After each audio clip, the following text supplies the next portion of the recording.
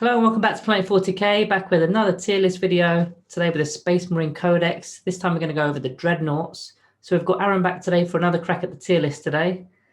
So Aaron, looking at some of those comments from the last tier list, which we did with the troops, did any of those comments catch your eye? Yeah, some interesting comments in the troop video. There was the one guy who, I think his name David, mentioned about the TAC Marines and how he really liked them in the Rhinos. Made some good points. Very good points. Yeah, he did. Yeah, I still wouldn't pick them. Personal preference. And then I forget his name. Adam was the other man's name. He made some great points in real good detail as well. Possibly gave me some tips along the way there, actually. But I agree. I think intercessors went to an S. I think I kind of swayed you. Yeah, a little bit. But back down a bit too easy on that one. But yeah. Yeah, but I knew the winners. Again, from personal experience and personal seeing things play out like what I've used, I still think heavy intercessors are the best, and I'll still pick them. And that's what's so great about this. Everyone has their own tactics and play style, and that's what it all comes down to.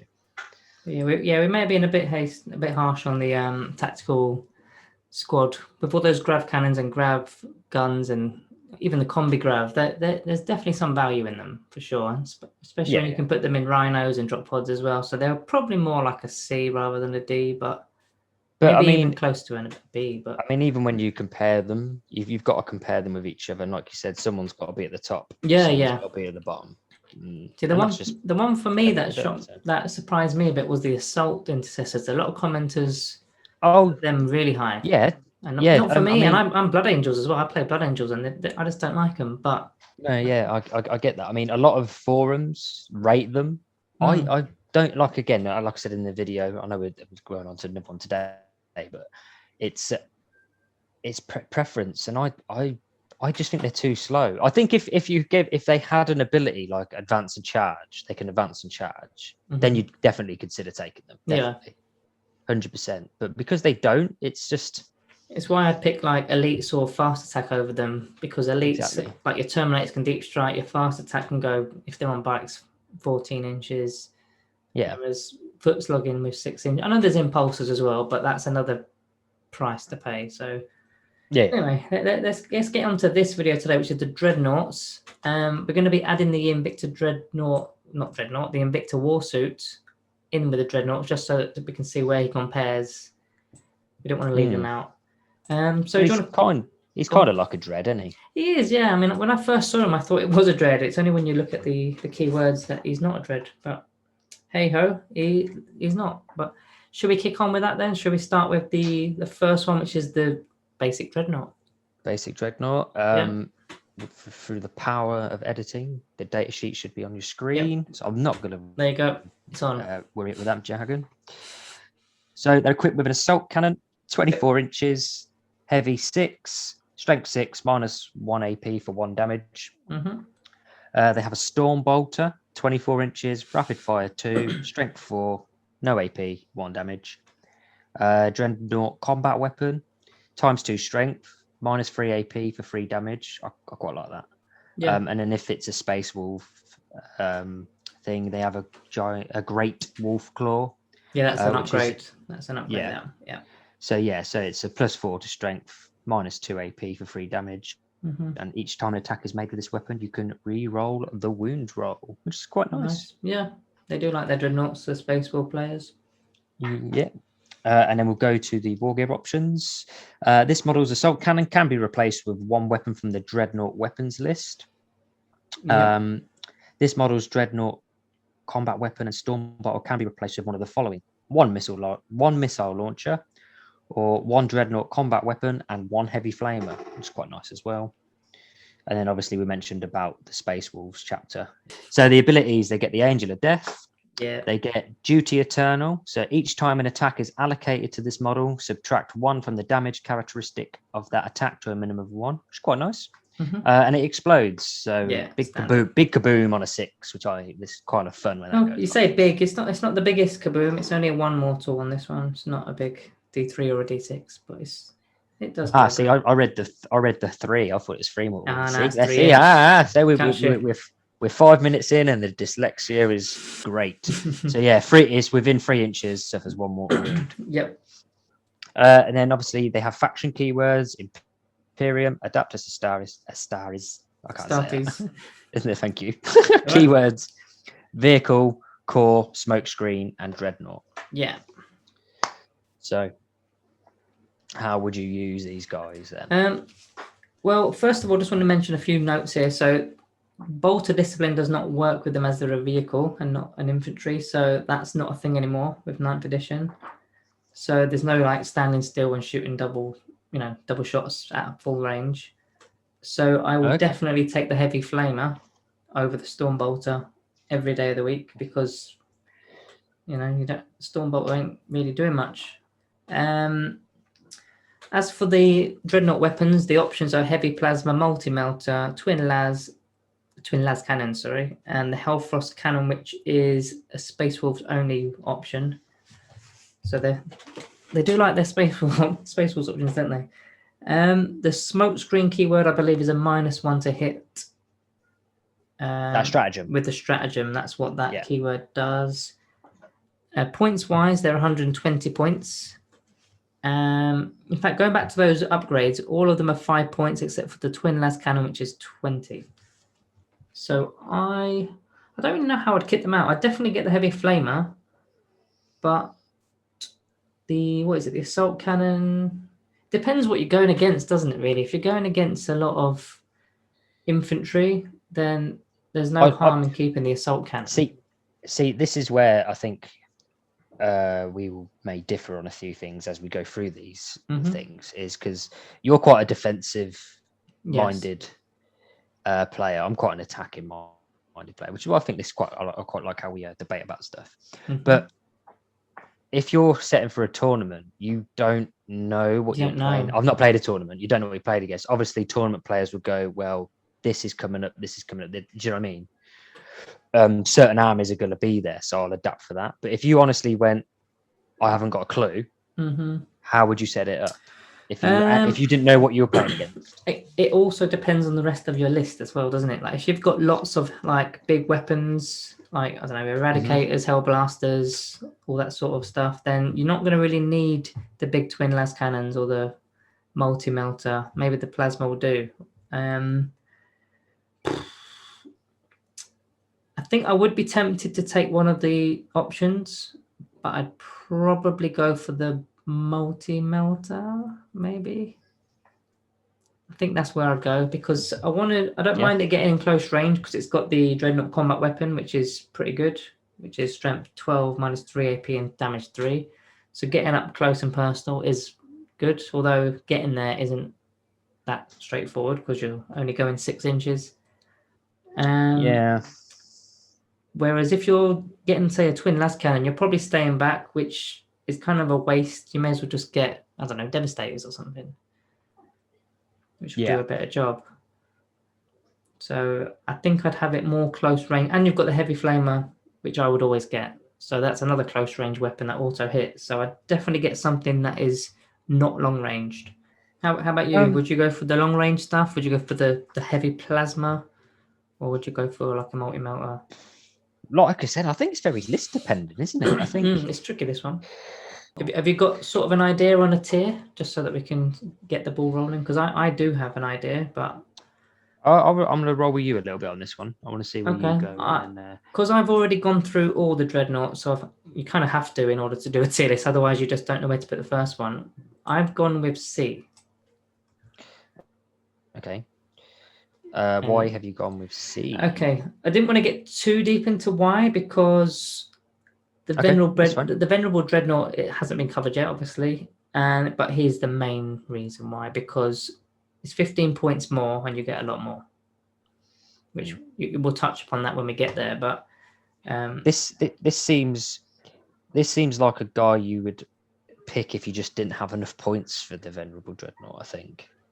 If you just didn't have, I'm 10 points short. 15 points, you'd just drop a man or something, wouldn't you? Depends what you've picked. It depends if you need it. I mean, if you've gone for if you're kitting out your troops, or if you've gone for a more expensive troop option because you need that survivability or whatever. So you think it's or a your valid HQ. option still? You still think it's valid? I still think it's a decent option. Like you say, I think the Venerable will be better. I'll probably agree at this point in time. So we're just going to go there for now. Yeah, I'm happy with that. And like I said, I think I'd just keep everything as standard. Probably just swap the Storm Bottle for the Flamer. I think I wouldn't spend no points on it. It'll just. So if you kept the heavy assault cannon, which is a heavy weapon, if you're to shoot in combat, it would be a -1 to hit because it's heavy. Yeah, that's fine. That's not a problem because you've got the Flamer anyway. Yeah. Well. Just so you're aware. No, yeah. Saying I think the other ones are heavy anyway, so it makes that work. Yeah, I mean, I think using this 6 shots, this can get rid of a few infantry guys. Yeah.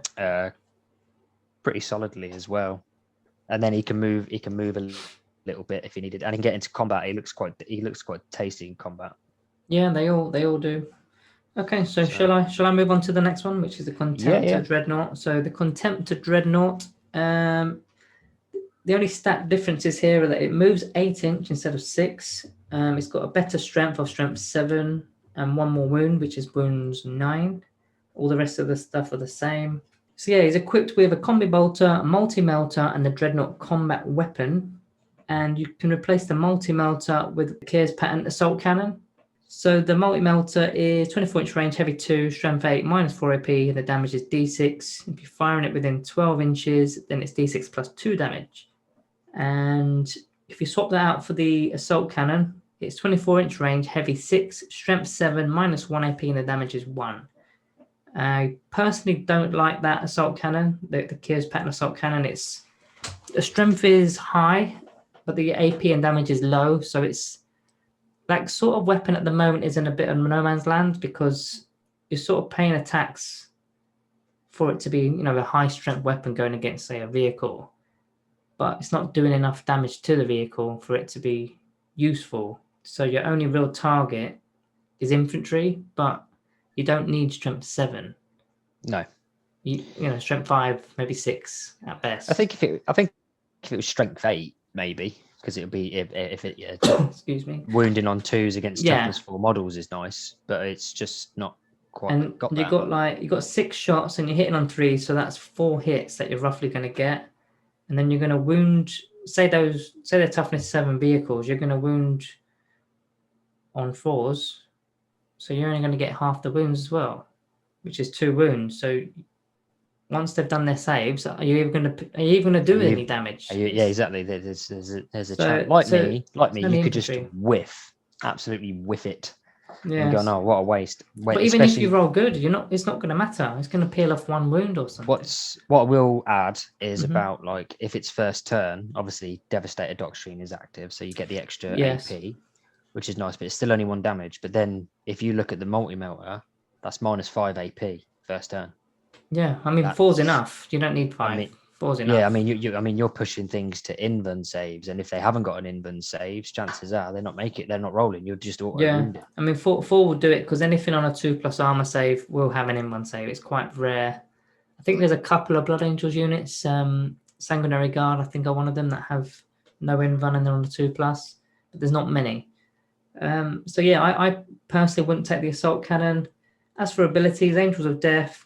It's got the Automatic Shielding, which is a 5+ invuln save, which is pretty handy.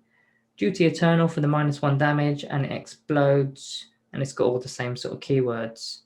So yeah, only worthy things to note here are the stat changes. They're slightly better in stats, and the invuln save, that's pretty decent.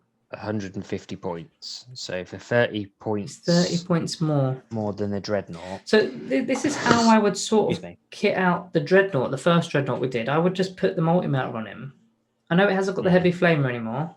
It's got the combi bolter, but so you lose a heavy flamer, but you gain 2-inch movement, +1 strength, +1 wound, and a 5+ invuln for 30 points. Worth it. I think it is worth it. But definitely. You lose that smokescreen keyword, but I mean, I don't think I'd be that bothered. No, it's definitely not like up there. It's not like amazing or anything. would they be okay in an Iron Hands? Yeah, no, because I mean, yes and no. They get the feel no pain roll, but there's no degrading stat line with any of these. I think it's only the warsuit that has a degrading stat line, which we'll go over at the end. Yeah. No, yeah, that's fine. Yeah, So that's fine. Yeah, I was just trying to think what you. I mean, it's definitely better than the Dreadnought. yeah, So I'm saying B at this point. I agree with you. I've got B. I've got B written down. I've got a certain part of B written down, but once they're all in place, we can jiggle them around. So yeah, we'll go with B. So the next one is the Venerable Dreadnought.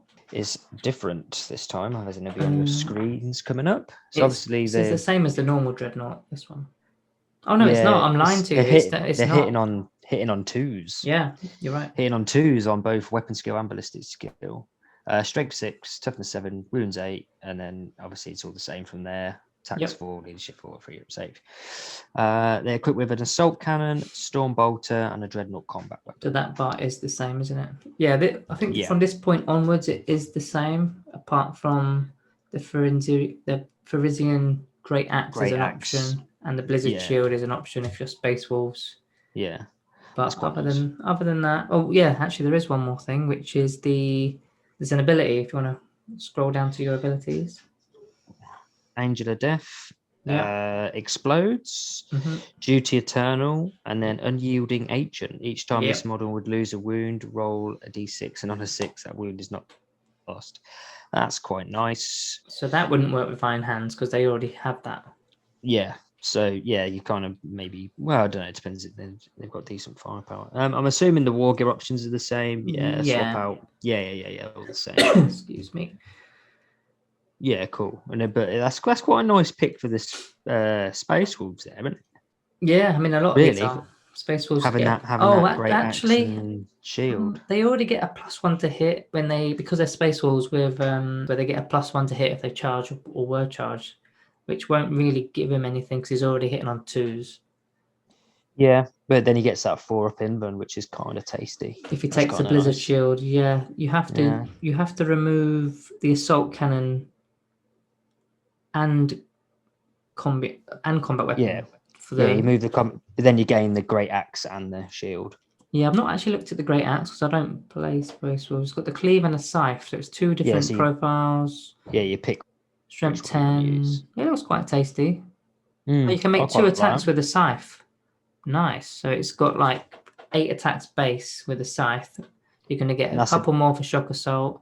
That's an infantry killer straight away. So Venerable Dreadnoughts are only 15 points more than the standard Dreadnought, which I think is a steal, to be honest with you. Yes, definitely. 15 points more, definitely. You take it, wouldn't you? You pay the extra 15 to get that. Hitting on 2s, wounding on 2s. Hitting on 2s on both the weapon skill, ballistic skill, which is nice. And the 6+ feel no pain save, which they've got to be above the standard Dreadnought, but how far up it's. Would you pick this over a Contemptor? Yes. I think I would too. Because it's got the extra heavy flamer or storm bolter, depending on what you prefer. It's got I know it hasn't got the inbound, but it's got the feel no pain. Saying that, it's got less movement, less strength, and less wounds. I think they're sort of on par. Yeah, I think you got the trade-off of either not moving as much, but you're more reliable at hitting stuff. Or do you go for I'll have the invuln and I'll be a bit faster? Yeah. I don't rate that the Kier's Pet and Assault Cannon at all. Well, on the Contemptor. Yeah. No, you'd pick the multi-melter. You pick the multi-melter, and whereas the Venerable Dreadnought has got the option of the multi-melter or a twin las or the Hellfrost if you're Space Wolves or the heavy plasma, so it's got options, whereas the Contemptor hasn't got really any options. That twin las cannon hitting on 2s. That is a good point because it's strength 9, isn't it? And it's -3 AP, damages D6. Hitting on 2s is quite tasty, and your core as well, so you can get reroll 1s if you're can use the stratagem for Wisdom of the Ancients or just be near a captain or whatnot. Yeah, and then also going back to the doctrines as well. First battle round, that AP's gone up. And again, if you're minus hitting, 4. yeah, if you're hitting a vehicle, I don't know much about vehicles for other armies and stuff, but if you're hitting a vehicle that's toughness 8 or toughness 7 that has no invuln, Yeah, I would assume not many do have invuns. Like the So there you Necron go. ones, the Necron stuff does. It has quantum shielding. Not on all of them, just most of them. But I don't think how many shots is that twin las cannon? it's 2. 2 shots, hitting on 2s, potentially wounding on. You're wounding on 3s against the wounding big on stuff. 3s against the big stuff. Wounding on 3s, and it's D6 damage. So you're likely to get 1 wound through at least. Should be getting 2, but you never know. With the 3+ roll to wound, you never know, dear. You could command point that, but at least 1 is going through a D6. Yeah, I quite like that. Especially with the more reliability. I know it's only not hitting on 3s and hitting on 2s. Yeah, but my problem with it is, like I mentioned with the standard dreadnought, is that makes him. You don't necessarily have to stay back, but because of the range, I think it's got a very long range on the twin las cannon. I can't remember what it is off the top of my head, but it's pretty big. 48, I think. So it's either assault cannon, heavy plasma cannon, multi-melter for 5 points, which is quite nice for 5 points, actually, really, when you think about it. And like I already mentioned, you want to be up close, you want to be using your combat weapon or whatever other weapon you've got. Yeah, definitely. You can still go forward with a las cannon, and don't get me wrong, you can still shoot it, from 2 inches away. But so yeah, where would you put him in this list then for the Venerable Dreadnought? B, but I'd ahead of the Contemptor. Ahead of the Contemptor. Yeah, you know what? I've actually got that written down too. I'd have it ahead. Only just. Yeah, I keep pulling back to that invuln a little bit. Yeah, it is getting me. And not just that, the movement, the strength, and the wounds. It's got a little bit more, but there's just no options. If that's the kind of dreadnought you want, the multi-melter / Keir's pattern assault cannon dreadnought, then there's nothing wrong with it. But it just lacks the versatility of having, say, a las cannon or a plasma cannon or any of those other stuff. So for me, it's just not as good. It'd be nice if you could swap out the combi bolter, but for a flamer maybe. But you can't, can you? It's a bit. Yeah, and again, no bolter discipline with that. It doesn't work. So it's just not going to do anything really. You might get a wound off or something, but. Okay, I'm going to move on to the Ironclad Dreadnought, which is your melee-based dreadnought. So this has actually got toughness 8 and wounds 8, which is the same as the Venerable. It comes with just a melter gun. Right, so the melter gun is strength 8, -4 AP, and the damage is D6, and it can be D6 +2 if it's within 6 inches. So it's a smaller multi-melter, basically. What else did it have? The Ironclad Combat Dreadnought weapon is strength 12 because it's strength ×2, -3 AP and 3 damage, and the seismic hammer is also strength 12, but it's -4 AP and the damage is 5, but it's a -1 to hit using that weapon. So hitting on 4s. Hitting on 4s unless you're buffing him with some sort of ability. It is core, so it's not too difficult. You can remove that hammer and replace it with a dreadnought chain fist, which is strength ×2, but again, it's strength 12, -4 AP, and the damage is 2d3, and against vehicles, it's just straight 6, which is pretty nasty against vehicles, isn't it? So when you've got 4 attacks base, another one for charging in, potentially another one if you're a Blood Angels, going against vehicles with damage 6 is just brutal. You can change out the Ironclad combat weapon and storm bolter and replace it with a hurricane bolter, which is rapid fire 6. It's an option. Should get rapid fire 6. It's an option because you've got 2 combat weapons, so you don't necessarily need to. The melter gun can be replaced with 1 heavy flamer. I'd probably just keep the melter gun. You can equip it with 2 hunter killer missiles, which are strength 10, 1 use only weapons. And you can equip it with the assault launchers keyword, which interacts with a stratagem. But yeah, the abilities It can reroll 1s to hit with the Ironclad combat weapon. So that makes me think, do I want the Hurricane Bolters now? Because you've got the reroll of 1s. It's a bit of an oddball, this, because it's like you want to use the Seismic Hammer or the Chain Fist.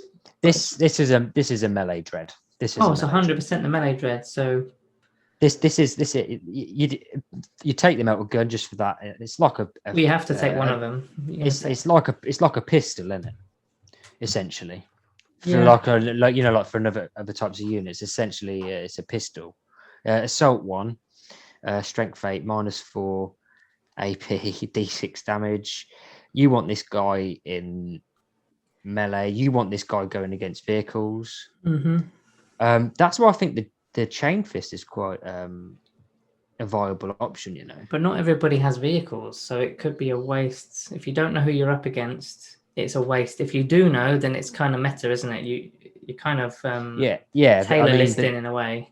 But that So if you took the Chain Fist, you'd still have the combat weapon anyway. So you'd still get that ×2 strength, which is strength 12, -3 AP for 3 damage anyway for the Ironclad combat weapon. Yeah. That seismic hammer Yeah. is nice. Even with, I know it's -1 to hit, but then you get to reroll 1s. Did you say? The assault launcher keyword's a bit of an oddball to me. It's got a stratagem linked to it. So it's 1 CP. You select So you choose an enemy unit within 9 inches, and that unit either has to brace or duck for cover. If it braces, it will suffer D3 mortal wounds, and if it ducks for cover, then until the end of the turn, you subtract 1 from their attacks characteristic. They cannot also fight Overwatch or set to defend. Now, I don't really rate the stratagem, if I'm honest. It's not all that. No. Maybe the Overwatch slightly against like going against big stuff, but it's very situational, that. The assault launchers. So this guy's the same amount of points as the Venerable, right? 135. He is, yeah. And then obviously, if you want to put that Ironclad assault launchers on they're 5 points. The Hunter Killer missiles are 5 points a pop.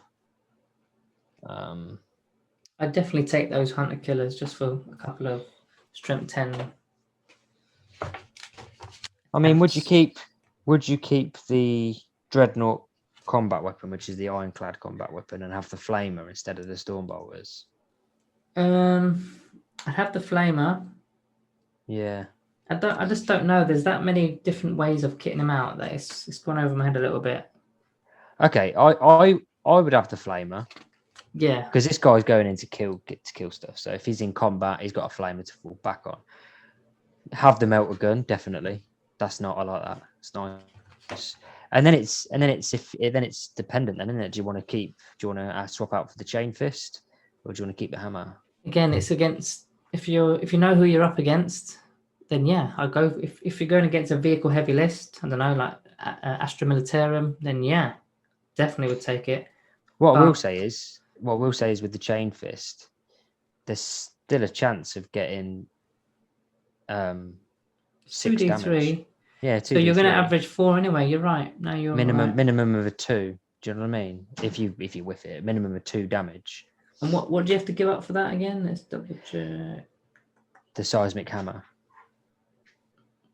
And the seismic hammer is -1 to hit. -1. No, you're right. You know what? You're right. So you're only really losing 1 damage on average, going from a 4 to a 5, or 5 to a 4 rather. Yeah. There's no -1 to hit. So you're right. No. I would take the. And then if you are against vehicles, you've got that tasty 6 damage. I would take the Chain vehicle keyword. Yeah, I think I would have the Flamer as well. I wouldn't have the the Hurricane Bolter. Looking at it now, no. I think I'd just keep the. Is there a point though? I mean, would you ever use the Ironclad combat weapon when you've got the Chain Fist anyway? You probably wouldn't.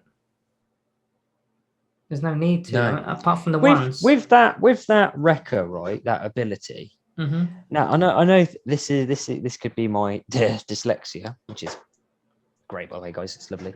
It's worded. You mentioned last time when I mentioned something, you said no. It's worded like this, but it says each time this model makes a melee attack, if it is equipped with an Ironclad combat weapon.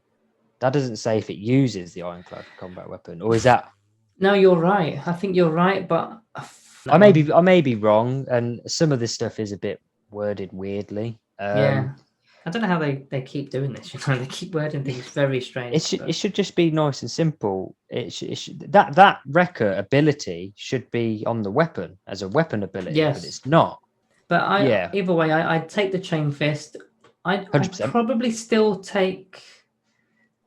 Now I'm thinking you are right, because then it stops you from going, oh, I don't need that dreadnought weapon. I'm going to get the hurricane bolters. But now I'm like, if I lose that weapon, then there's no reroll of ones anywhere. So would you rather reroll ones with everything? Even let's just imagine it was everything. Would you rather reroll ones with everything, or have rapid fire 6, which is effectively 12 shots at 12-inch range?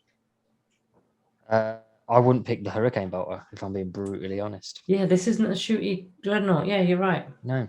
I wouldn't pick the. I'd have the melter gun for when I get close enough. And the way I see this guy, right, is he's a vehicle killer. All right, you can kit him out and he might not fight a vehicle, but against something with a high toughness 8, right, I'm close enough. Let's put some damage in on this transport or whatever it is. Let's fire a hunter killer missile. Strength 10, bang. D6 hopefully do some damage. Then you get close enough, you fire the melter gun. Again, that's D6 damage, strength 8. So you should be hitting on 3s, wounding on 4s, D6. All right, it's one shot, so you've got, it may pay off, it may not. Who knows what will happen. Then you get into combat, and then you're looking at, well, which do I pick? Well, I'll pick the chain fist. Yeah, I'd always pick that. You're going to get an average of 4 damage. Yeah, and there you go. Oh, against a vehicle, it's not 4. And then if it's a vehicle, 6. it's 6. Straight 6. So yeah, I think I'm actually going to change what I had it down as a B, like in the middle of B, but I think it's more of a upper B. Yeah, close to an A. I think that is a solid melee dread. The only thing that lets it down is no split in hairs, no invuln. But I mean it's toughness 8 as well. It's toughness 8, but there is something that lets it down, which is just getting in. Like, yeah, 6 movement. It's not like got a deep strike or anything. It's just your foot's logging, otherwise you're paying the tax to. Yeah, so as far as the Codex goes, there's no transport. So it's got a foot slog. It's toughness 8, and it's got -1 to damage because of Duty Eternal. So it will survive, unless you focus fire it, of course. From your point of view as a defensive player, you could sit this guy back and like anti-deep strike. Yeah. So as an anti-deep strike dreadnought, it's like, yeah, you come in. I probably wouldn't do it. I probably wouldn't know, because if it's an anti, no, I'd get something else. I don't know what. This is because when I brought a couple of dreads. One came the other day. I got a Redemptor. I love the Redemptor, which we're going to do that in a second. I never even looked at the Ironclad. Even though I'm, again, a Blood Angels player, I never really looked at the melee. I think you should try the Ironclad. Out of all of them so far, now we've gone through them, out of them 4, that one excites me the most. Because that's me as a player. I like getting in your face and into melee. I'm a melee-based player, obviously. It needs a way in. I mean, the battle boards are smaller, so it's not as big as it used to be. As a problem. Is that why you think that they can have 2 hunter killer missiles? So they're not wasting a turn. So you move them, fire it, just in case you can't get in. I just think it's an option. I don't think it's a reason. I don't think they thought about it in that sense, like as if you're wasting turns. I just think it's. No, yeah, I was just wondering. I like it. I like having that chain fist just in case you are against a vehicle. But like you said, even if you're not, it's averaging 4 damage, which is better than the Ironclad combat weapon. Yeah, I like that. I like that risk factor as well. As I might get 6 damage. I might get 2. I like that. I do like that. I hate that. I do. Yeah, I quite like that. I like that. I like leaving it up to the dice gods. They never favour me, but I do like leaving it up to the dice gods. Okay, so are you happy with that then? Yeah. Redemptor Dreadnought. I'll let you. You said you like this one, so I'll let you do this one because I quite like the Invictor. I have actually done the review. If you've not seen the review, go and check the review out on the channel. I gave it a 4 out of 5 star. So this one does have a degrading stat line because it's got 13 wounds. It's virtually like a Primaris dreadnought. The dreadnought's bigger brother, as some people say. So it has a movement of 8, which is a little bit better. It's got strength 7, which is a little bit better. As I said, 13 wounds. Duty Eternal, Angels of Death, and Explode. So the abilities are quite standard, but the amount of decker it has is unreal. So it's got 2 Fragstorm grenade launchers, which are 18-inch range, assault D6, strength 4 with blast, but there's 2 of them. You've got a heavy flamer. You've got a heavy onslaught Gatling cannon, which is 30-inch range, heavy 12, strength 6, -1 AP, 1 damage. That's like the perfect anti-infantry weapon for me. It's not a silly strength 7. It's nice strength 6. That's all you need. Agreed. And a Redemptor fist, which is actually better than any of the other. Well, maybe not the Ironclad now after we looked at that, but it's strength times 2, making it strength 14, -3 AP, and the damage is D3 +3, which is actually better than that chain fist that we just mentioned, unless of course you're going against a vehicle. Yeah. If you're averaging 5. Yeah, minimum 4, isn't it? Minimum 4, averaging 5, potential of 6.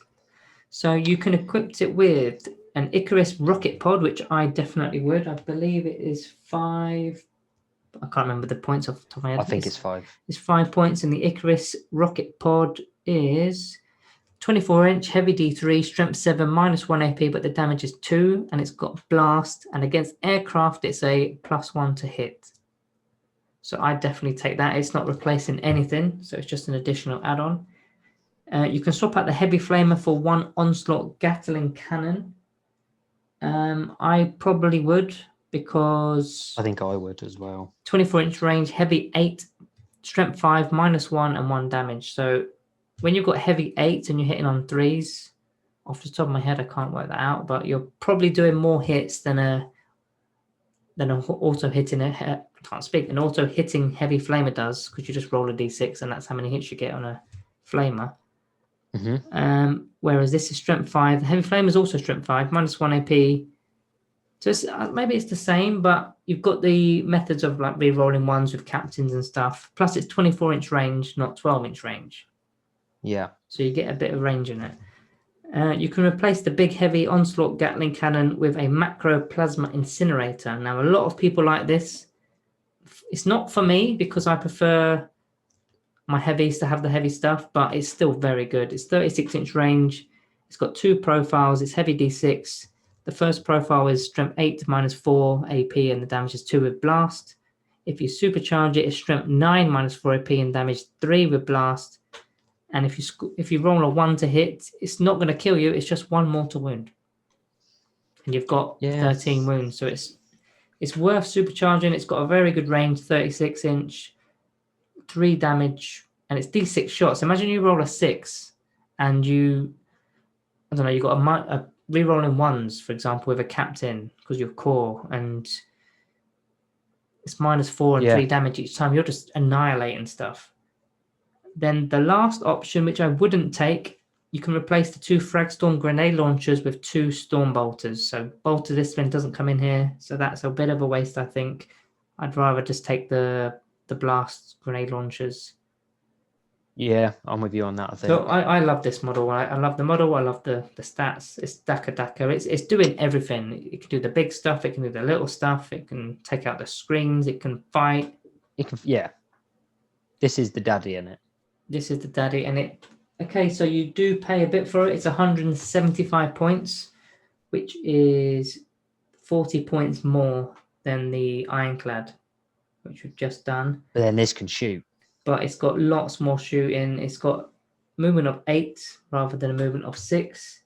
It's got wounds 13, not wounds 8.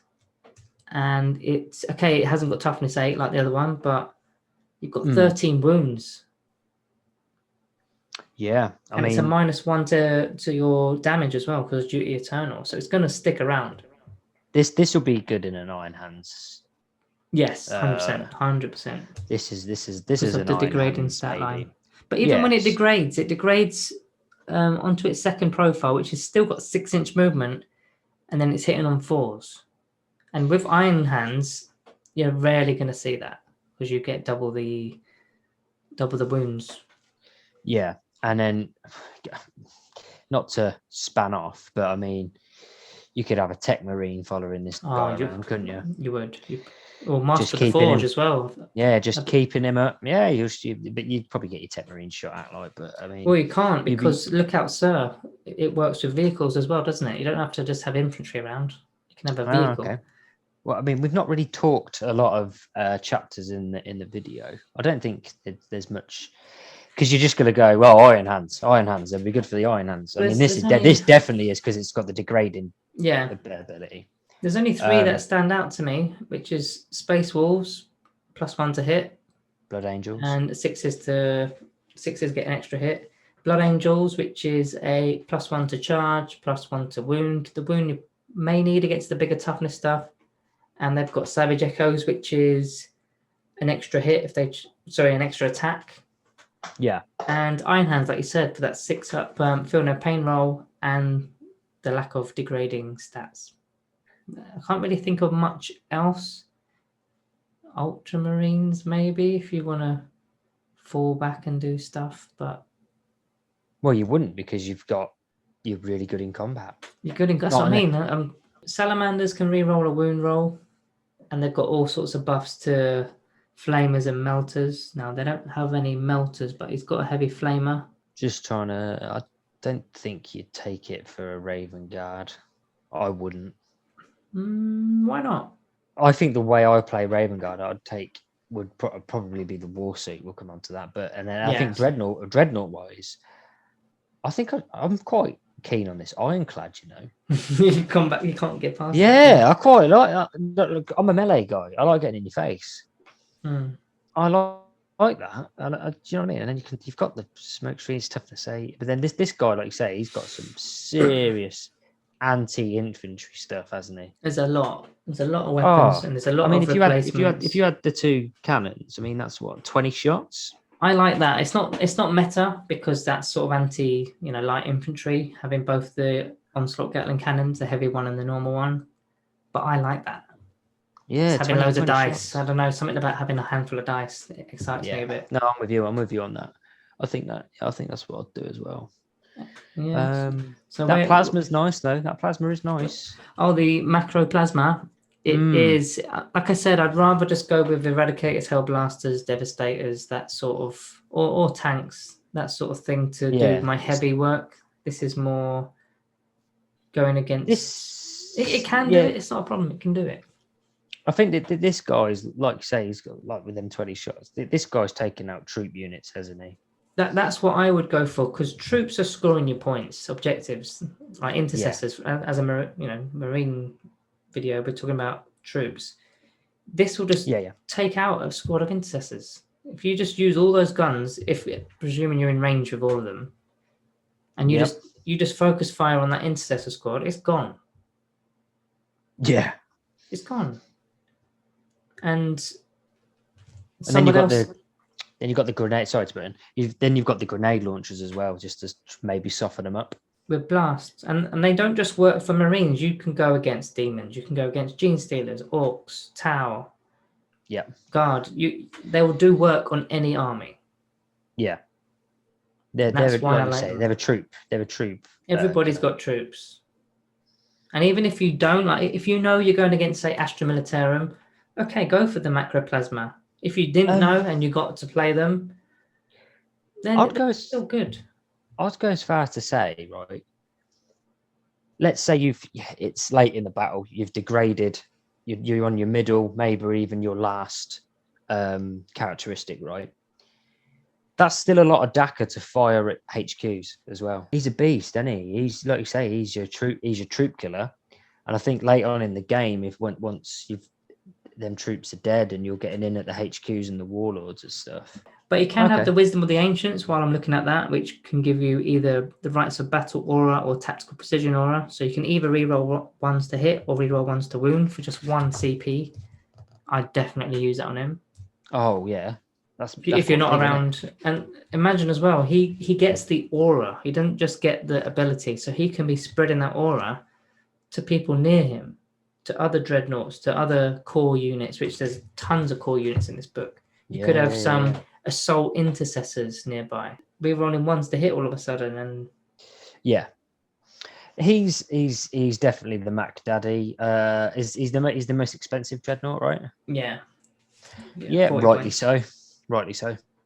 You're paying for the wounds and the guns. So where are you going with this? Where are you going? Because I know where I'm going, but I'm going to wait for you on this. He's definitely number one, isn't he? I think that the only thing, and I think he makes up for it with the wounds and stuff, is there's no invuln.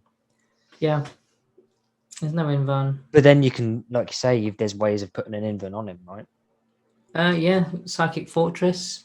Yeah. That applies so to ways, I mean, it's core as well, so it's so easy to buff him up with a chaplain or anything. Yeah, buff him up. I'm not just talking invuns here, I'm talking everything. Yeah, exactly. Yeah. And I think early game as well, like you say, I know like you're going to the Devastator Doctrine, but that 20 shots going off. And then they'd both have -2 AP, but then you're going to re-roll ones to hit because of, let's say, a captain or whatever, because you're going to sitting back and be in range, whatever, blah, blah, blah. And then you said there was a CP where you can re-roll wound rolls of 1. Yeah, that's that one. So Wisdom of the Ancient. Bang! Now you're re-rolling wound rolls of 1 when you're going to be needing 3. So you should be getting a fair few go through. Yeah. With -2 AP in the first doctrine. I mean, that's wiping a unit out. Yeah. Essentially. Before the game's even really gone. Like if you've got first turn as well, before they've even moved, you've wiped something off. That's why first turn is massive in this. Or even if it's just a screen, like you might have some infiltrators that you're up against. You can wipe them away so that you can deep strike your next turn, which is turn 2. Yeah. He's an SA. Yeah. Oh, I've got A. It could be S. Yeah, it could be S. It could be S, but I'm going to go with A. I'm not sure why. Is it just the invuln thing? Is it? He's got. Yeah, I think a 6 up invuln would. He moves 8. Strength. He's got toughness 7. Strength 7. He's actually strength 7, so he's actually strength 14. Yeah, so even against toughness 7, he's battering him on 2s. Yeah, rerolling 1s if you wanted to. He's going around killing all your troops and your tougher units. I wouldn't say he's a vehicle destroyer. Why not? Could be. If you take the Macroplasma Incinerator, why not? 3 damage a pop, heavy 6. Yeah, but then you're losing out on that. What do you replace that with? If you the heavy onslaught, just a 12-shot Gatling cannon. That's it. Yeah, but then you. Yeah, but you just said you want to go for just vehicles. If you're going for just no. I mean, it's. I'll talk about him as a whole. Yeah, he's a Swiss Army knife. He can do virtually anything you want him to, and if you know who you're up against, it's even better. If you don't, he's still good. I would equip him with the 2 Gatling cannons for that big, massive 20 shots. I think I would as well, and I'd take the Icarus rocket pods, which we've not really touched upon. They're both strength 7 and 2 damage apiece, so they can be taken off a marine each. The heavy D3 shots each, actually. And then you got the grenade launchers. Oh, he's just wiping units left, right, and centre. Aircrafts, +1 to hit with aircrafts. Yeah, I'm very close to going like that, but yeah, I agree. He's number 1. Got to be number 1. So then the last one, which is the tactical. Where's he gone? He's at the front, isn't he? Invictor tactical warsuits. Yes. So I've also done this one, and I gave him a 3. He's very good, but there's a few issues. So I'll let you reckless him with this. So his movement 10, hitting on 3s. He's degradable as well. Yeah. Toughness 6, 13 wounds. And he is equipped with a Fragstorm grenade launcher, a heavy bolter, just one of those, incendium cannon, a twin iron hail heavy stubber, and an Invictor fist. Now we've covered the Fragstorm grenade launcher. Mm-hmm. The heavy bolter is 36 inches, heavy 3 shots, strength 5, -1 AP for 2 damage. Nice weapon, that. Yeah, it's a solid little weapon. The incendium cannon is 12 inches. It's heavy, 2d6 shots, strength 5, -1 for 1 damage. Each time an attack is made with this weapon, the attack automatically hits It's the target. basically a super heavy flamer, isn't it? Double heavy flamer, if you like. Yeah. 2d6. That's quite nice. That's quite nice. Then the twin Iron Hail Heavy Stubber, 36 inches, heavy 8, strength 4, -1 AP for 1 damage. Then the twin Iron Hail Autocannon. That's a replacement, that one. Which one? The Heavy Stubber? The twin Iron Hail Autocannon is a... Oh, yeah, it can be... upgrade. That's right, yeah, sorry. Yes, it can be replaced by the... You're replacing the Incendium Cannon. For 48 inches. I think I would as well, actually, looking at it. Heavy 6, so 6 shots, strength 7, -1, 2 damage. Yeah, that's what makes it good. 2 damage. Yeah, that's a solid. Again, that's a marine killer. Not strength so good 7, against Death Guard. A bit of a waste against Death Guard. But and then last but not least, the Invictor Fist, which would be strength 14, -3 AP for a nice flat 3 damage. Yeah, which is nice. Yeah. So the abilities, they get the Angel of Death ability, concealed positions, which is quite nice. This is what it has. This is good. And they explode for 6 inches, D3 mortal wounds. It's a bit of a bigger explode, yeah. Yeah, keywords, they don't have the core keyword. It's just vehicle and Invictor tactical warsuit. Yeah, no dreadnought. No. So obviously, we're just comparing him with the... Yeah, so there's no, like, Wisdom of the Ancients here. No. Still a nice fair amount of shots going off there, though. It is. You're only really going to go for him because he's like a scout dreadnought in a way. You're only taking him for the concealed positions, which means you can deploy anywhere on the battlefield as long as you're 9 inches away from enemy units, and that's in deployment, not in deep strike. So you can theoretically get a first turn charge off if you go first. If you don't go first, and it's literally a 50-50, you're in trouble because you've left him exposed, unless he's sort of in some sort of position where he's obscuring. Yeah. Again, that's situational, isn't it? But I mean, he can move 10 inches. So he can move 10 he doesn't have to be that high up. He could be more of the middle of the board, like say in terrain or just obscuring terrain. I think he'll get, because then you're forcing but then your opponent's now changing the way he's playing the game, because now he's going, oh, what, you've put that at me, I'm going to try and deal with that first. So now he's changing the way he's playing. Yeah. But I don't think you'd spend that amount of points to sacrifice that warsuit that quickly. No, not. He's quite expensive as well. He's 160 points. So it's 15 points less than a Redemptor. It's the second most expensive one on this list. And, okay, he's got 13 wounds. That's probably why. But his toughness 6. He's speedy. He's speedy. He's the quickest, isn't he? He's the quickest. Yeah, I think. Yeah, 100%. Yeah. I'm pretty sure movement one of them has. Movement 8, movement 6, movement 6, movement 8. Yeah, he's the quickest. He's the quickest, and concealed positions makes him, get to where he needs to be. Raven Guard love this guy. I reckon they love this guy. Yeah. I've seen a battle report, and it was like introducing the model. They had it all freshly painted it up, and they wanted to showcase it. And he went, yeah, I used it in a tournament. Blah blah blah blah blah. They played the game. It didn't do anything. It got destroyed. it just got blown. And he went, "Oh well, you win some, you lose some." There is a method of helping him out if you're an Ultramarines player, which I believe they've got a stratagem. I don't know what it is off the top of my head, what the name is, but after deployment, after you begin, just before turn 1 begins, and you know who's first. You can use a stratagem and you can move, I think it's up to 3 units. You can redeploy 3 units. So he would be obviously one of them.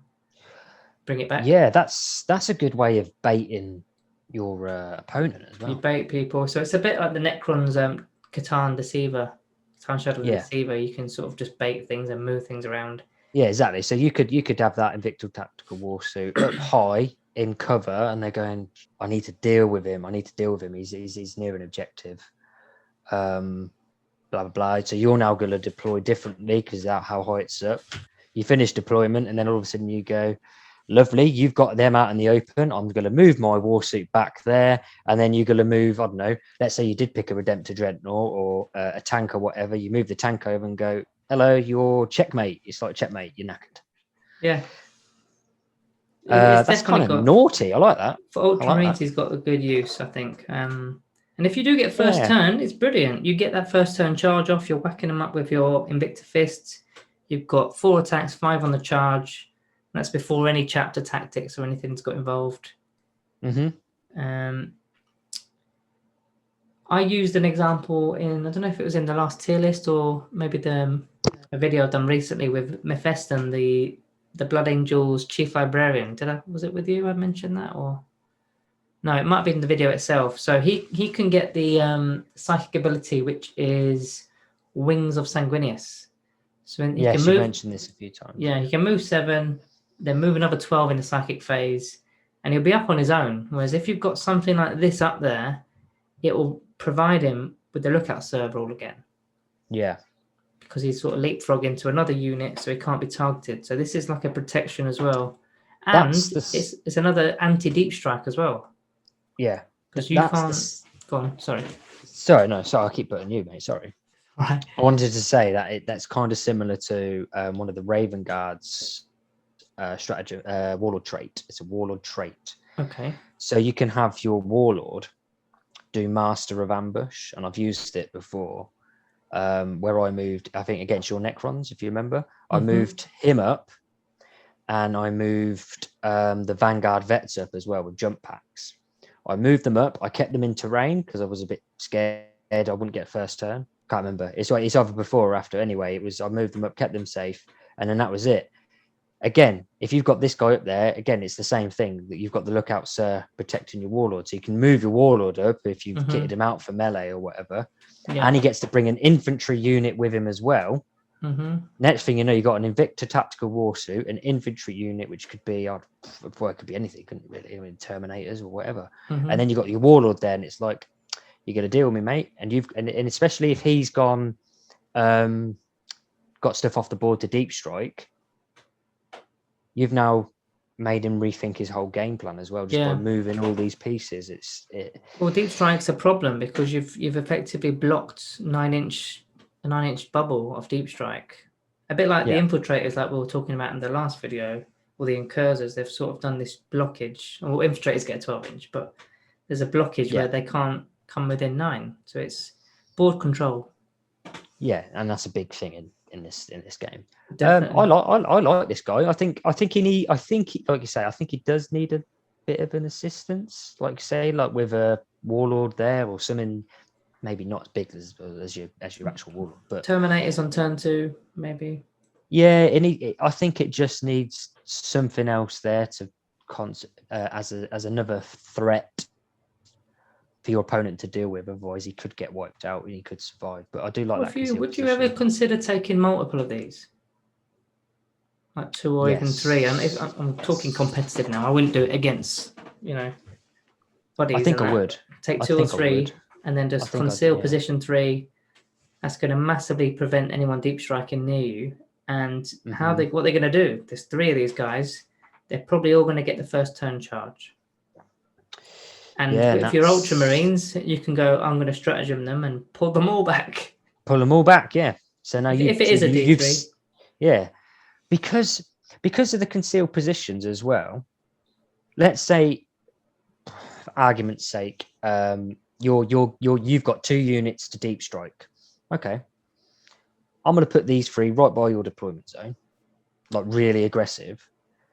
Now you're either going to deploy really conservatively now, because now you're like, well, what am I going to do? I've got to go around, or you've got to deal with them.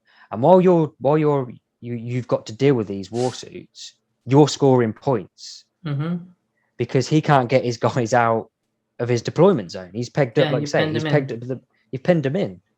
So well, you've got to deal with them. And then you've got other stuff that you could put behind it to keep back. And then you just sitting on the objectives, waiting for his guys to now deep strike, which you are now well prepared for because you know where they're going to be coming.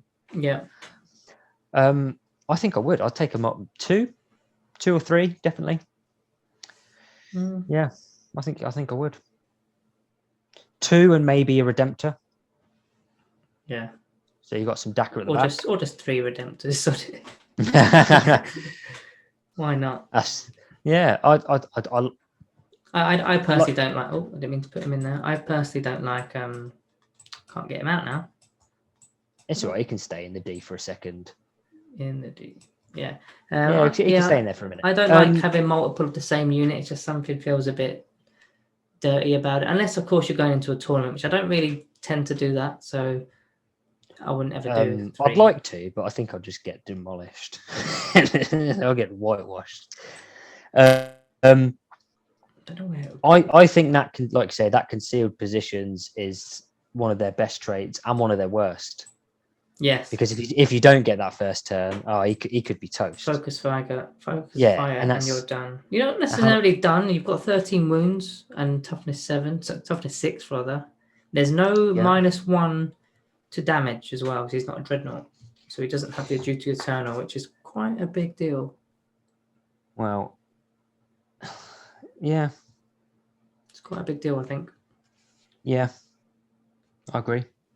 Like I say, he's going to work in some chapters and not work in others.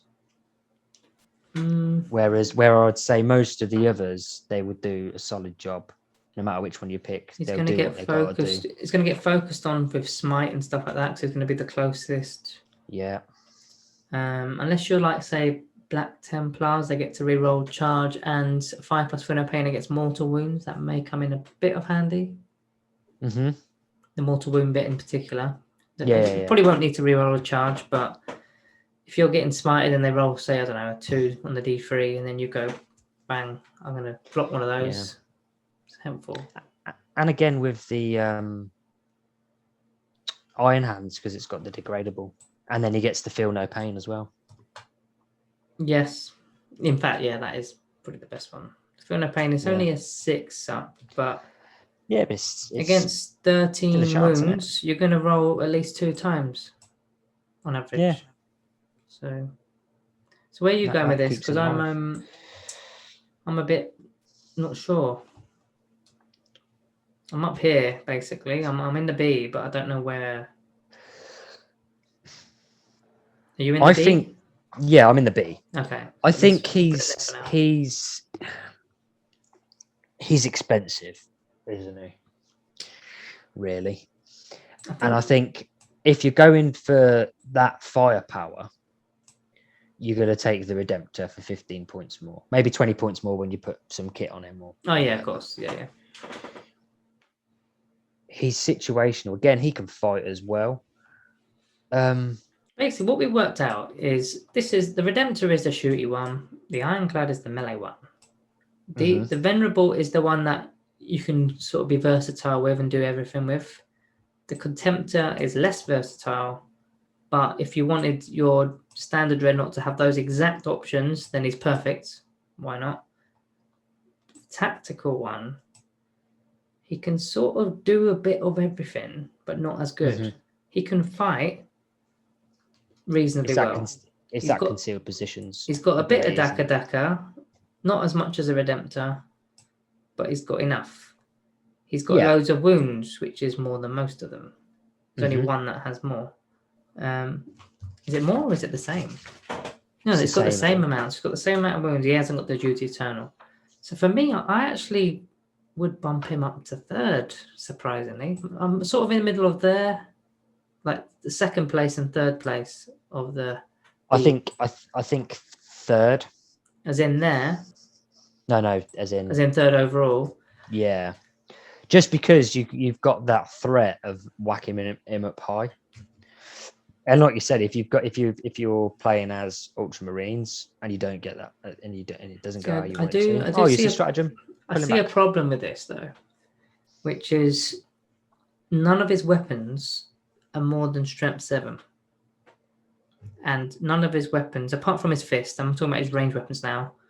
Yep. Are more than 2 damage or -1 AP. There's nothing that's really punchy in terms of, that's probably the wrong word, not punchy, but there's nothing strong in terms of his weapons. It's all anti-infantry.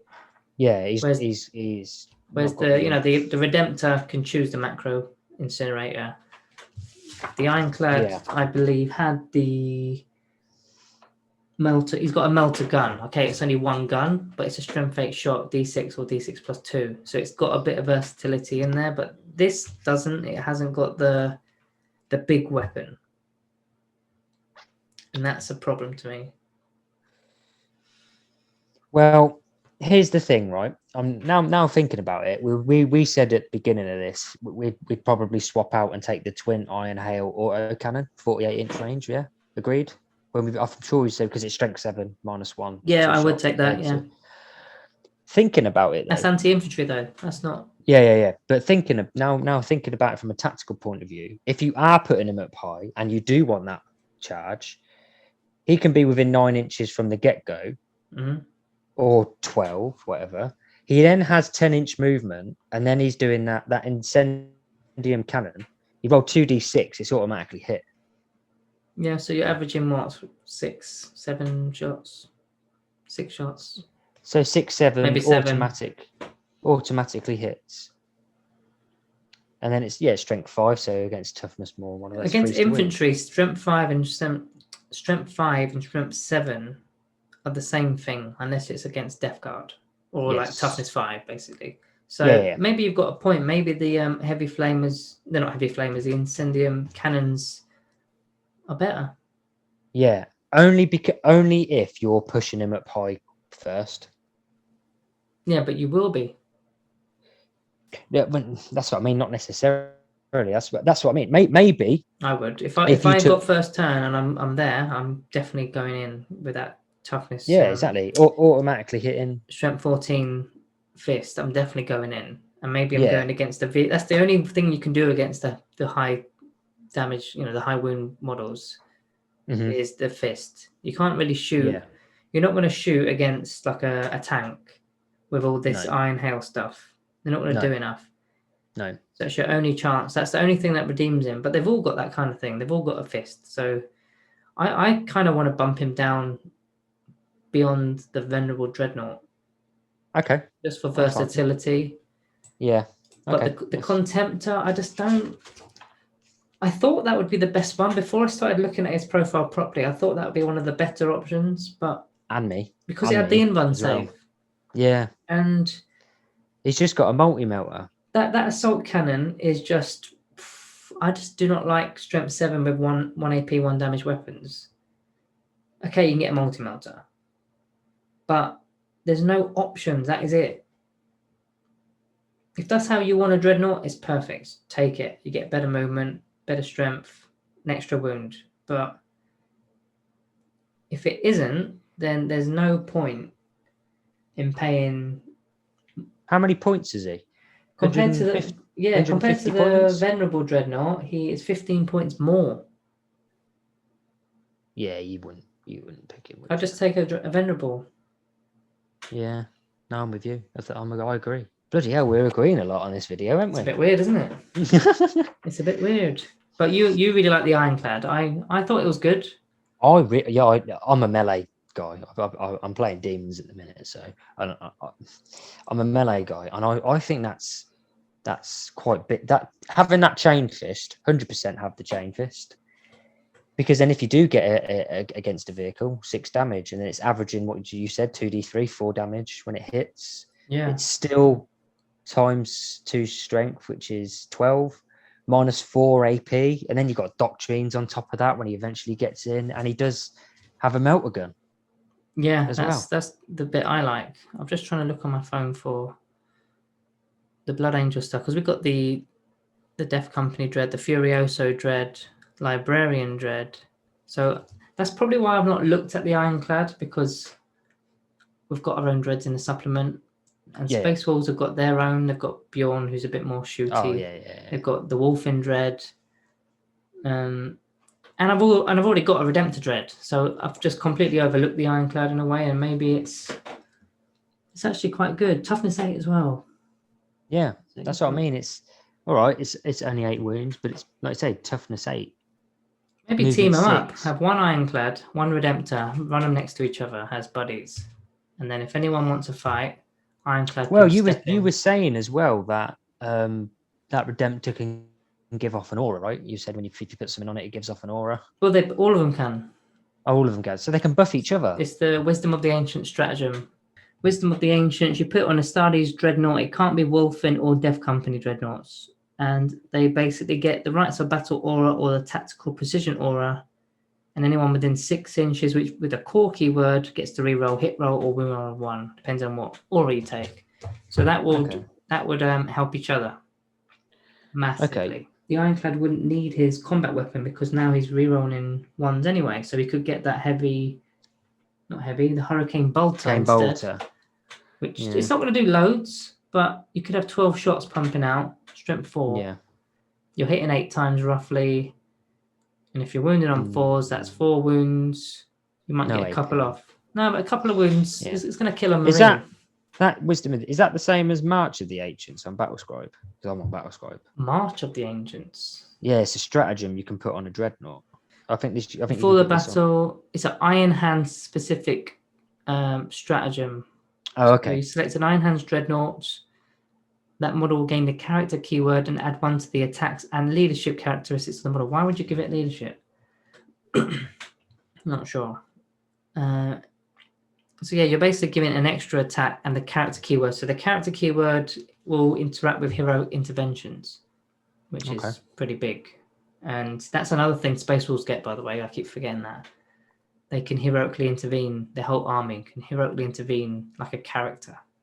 If he's a character, would he get the Lookout Sir? The Redemptor obviously wouldn't because he's got 13. Yeah, no, the Ironclad, that's massive, you know. You could give the Ironclad Dreadnought Lookout Sir. If he's next to the Redemptor Dreadnought, I know we're like making up a scenario here, but put them together. Put the Wisdom of the Ancients on the Redemptor. Make the Ironclad a character so that you can't target the Ironclad.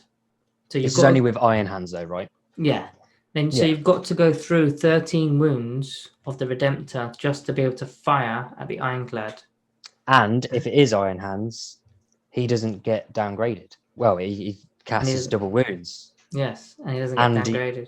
And he gets to feel no pain. So that's quite a nice little combo, that. So you're slowly moving up your Ironclad because he's being screened for the Lookout Sir. And would they ever, I mean, if you're an Iron Hands player, guys, let us know if you do stuff like that, because we don't play Iron Hands, and that one's fascinating me a little bit, but I bet there's better ones than that. I bet there's all sorts of things. Well, you think as well, right? You think you're doing that. I know we're going a bit into Iron Hands now, but what if you had a Tech Marine as well? Master of the Forge. Which just going, I'm going to repair you. I'm going to repair you. We're going to keep walking up, repair, and he's got Lookout Sir as well.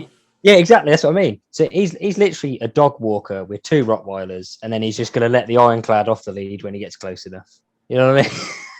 I love that. I mean, it's a bit of an investment. I can't remember what the Tech Marine costs now. I think it's like 80 odd points. That's nice. 175 and 135. So you're talking 300, maybe 400 points for that combo. It's quite a big investment, but it's doing work, isn't it? It's doing work. Yeah, I mean that could work in a. Oh, you might be pushing it for a 1,000-point game. Might be. No, I don't. I think it's better. Somebody in the comments a few months back now, I don't remember who it was, but they sort of opened my eyes to this kind of thing. When you're doing a small game, like a 500-point game, you're trying to get as many units in as you can because you need to hold objectives and stuff. But if you get the big guy in, like you actually like to do this as well. Yeah.